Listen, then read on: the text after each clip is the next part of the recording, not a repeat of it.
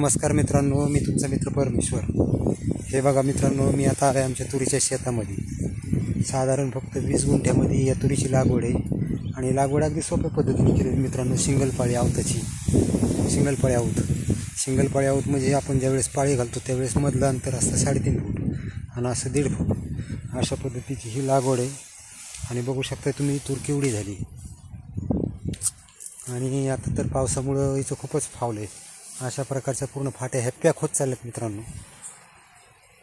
आणखीन याला कळ्या फुलं यायची, मग शेंगा लागायच्या, तोपर्यंत तिची आणखीन वाढ होणारच आहे। आणि जमीन तशी तुरीच्या रानाला हलकीच आहे, खूप भारी अशी जमीन नाही आहे याला। आणि हलक्या जमिनीमुळंच याच्यावरती तुरीच्या पिकानं खूप जोर धरला आहे। बघू शकता मित्रांनो कसं आहे तुरीचं पीक।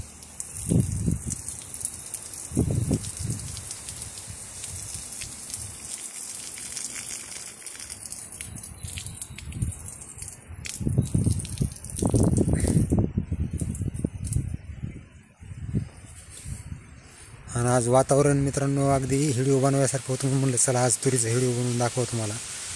बघा स्वच्छ अशा प्रकारचं ऊन पडलेलं आहे, हवा आहे मस्तपैकी।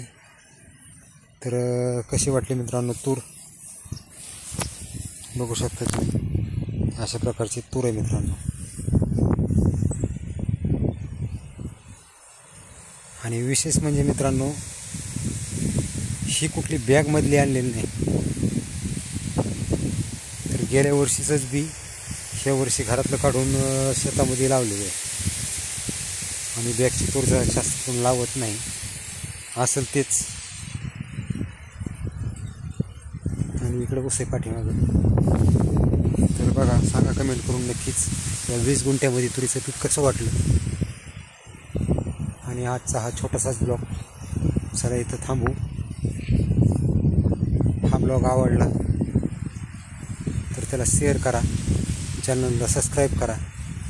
आणि मी तुमचा मित्र परमेश्वर तुमचं थोडक्यातच आराधना घेतोय।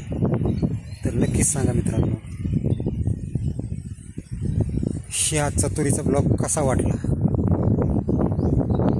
कमेंट करायला विसरू नका। धन्यवाद मित्रांनो।